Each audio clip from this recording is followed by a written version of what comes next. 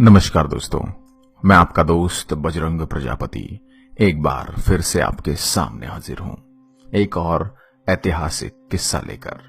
आज हम जिस शख्सियत की बात करेंगे वह एक ऐसे शख्सियत हैं जिन्होंने मुगलों को खदेड़कर लाल किले पर फतेह हासिल कर ली थी।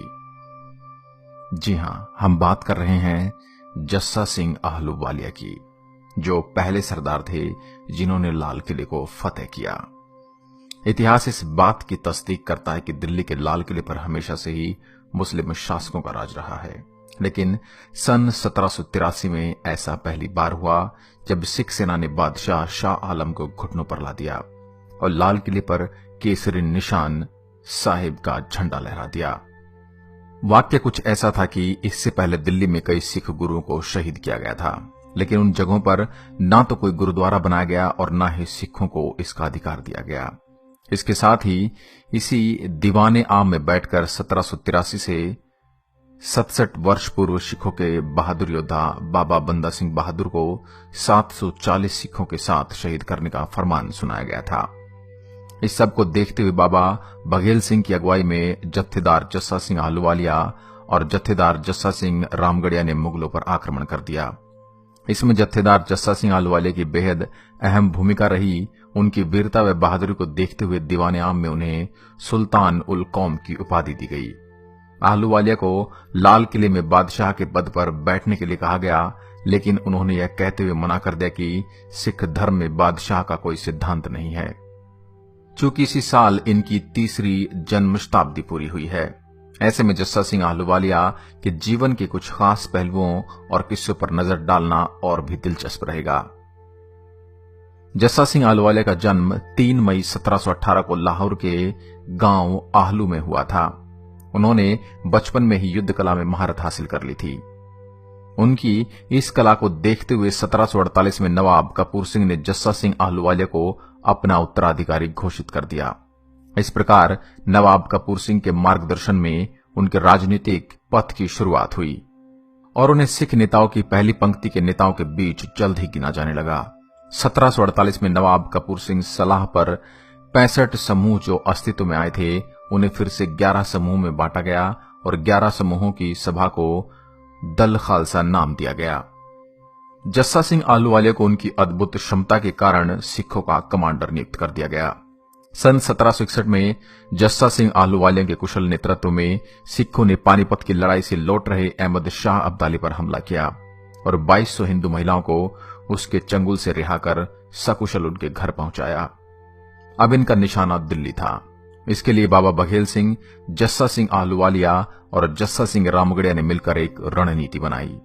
यूं तो यह तीनों अलग अलग क्षेत्र से थे, लेकिन जब इस युद्ध की बारी आई तो यह तीनों एक हो गए और इनकी सेनाएं भी एक हो गई।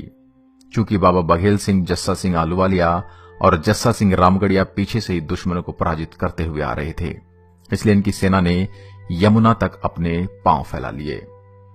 इस समय तक पानीपत के तृतीय युद्ध में अहमद शाह अब्दाली से पराजित होने के बाद मराठों की शक्ति बेहद कम हो गई थी और अंग्रेज दिल्ली में अपनी जगह बनाने में लगे हुए थे। ऐसी परिस्थितियों का लाभ उठाकर सिख सेनाओं ने बार बार यमुना पार कर दिल्ली और उसके आसपास के क्षेत्रों पर आक्रमण कर दिए।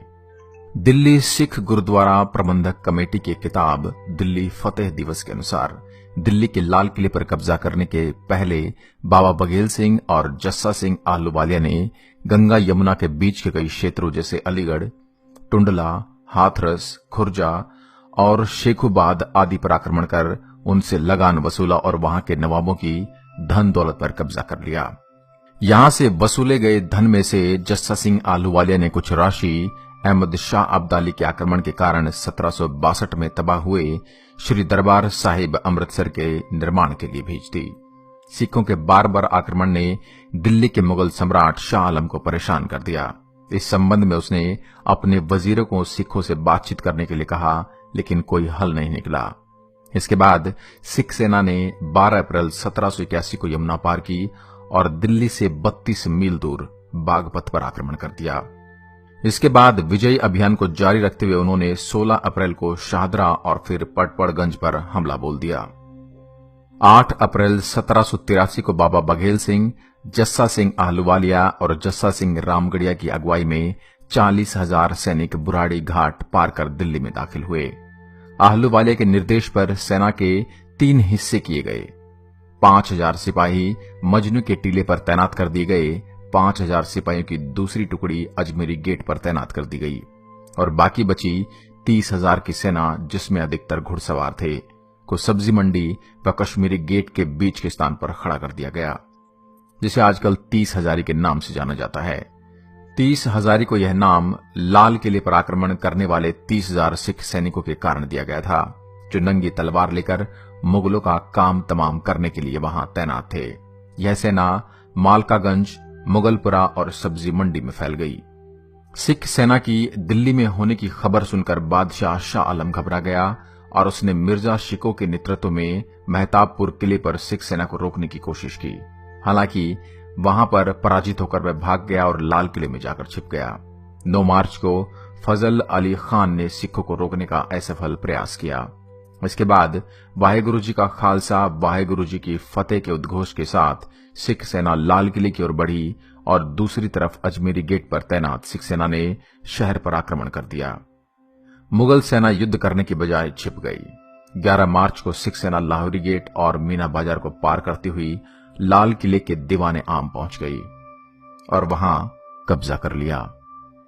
दीवाने आम पर कब्जा करने के बाद सिख सेना ने लाल किले के मुख्य द्वार पर खालसा पंथ का केसरी निशान साहिब फहराया। ऐसा इतिहास में पहली बार हुआ था जब सिख सेना ने लाल किले पर कब्जा किया था। जब शाह आलम ने देखा कि सिखों ने दीवाने आम पर कब्जा कर लिया है, तो वह अपने वकील रामदयाल और बेगम समरू के साथ अपने जीवन की भीख मांगने लगा। बेगम समरू बेहद मंजी हुई राजनीतिज्ञ थी, इसलिए उसने तुरंत ही तीनों जर्नैलों को अपना भाई बना लिया और 2 मांगे उनके सामने रख दी। पहली, शाह आलम का जीवन बख्श दिया जाए और दूसरा, लाल किला उसके कब्जे में रहने दिया जाए। इन मांगों के बदले में 3 जर्नैलों ने 4 शर्त रखी। वह सभी स्थान जहां गुरु साहिबान के चरण पड़े, जहां गुरु तेग बहादुर साहिब को शहीद किया गया और माता सुंदरी व माता साहिब कौर जी के निवास स्थानों पर अधिकार सिखों को दे दिया जाए। बादशाह शाह आलम को कहा गया कि वह 7 स्थानों पर गुरुद्वारा साहिबान के निर्माण के आदेश जारी करे। गुरुद्वारों के निर्माण तथा अन्य खर्चों की पूर्ति के लिए कर की वसूली में से 6 आने प्रति रुपया उन्हें दिया जाए और जब तक गुरुद्वारे का निर्माण पूरा नहीं हो जाता तब तक 4,000 सिख सैनिक दिल्ली में ही रहेंगे। इसी के साथ बाबा बघेल सिंह गुरुद्वारे के निर्माण के लिए दिल्ली में ही रुके रहे। वहीं जस्सा सिंह आहलूवालिया व जस्सा सिंह रामगढ़िया दीवाने आम का 6 फुट लंबा, 4 फुट चौड़ा और 9 इंच मोटा पत्थर का तख्त उखाड़कर घोड़े के पीछे बांधकर अपने साथ अमृतसर ले गए। यह तख्त आज भी दरबार सिंह अमृतसर के नजदीक बने रामगढ़िया बुर्ज में रखा हुआ है। तो ये थी दास्तान जस्सा सिंह आहलूवालिया व जस्सा सिंह रामगढ़िया की लाल किले को फतेह करने की। आशा करता हूं यह वीडियो आपको पसंद आया होगा। ऐसी ही अन्य वीडियोस के लिए आप हमारे चैनल शब्दबाण को लाइक करें, शेयर करें, सब्सक्राइब करें और अपने सुझाव हमें कमेंट बॉक्स में जरूर दें। जय हिंद, जय भारत।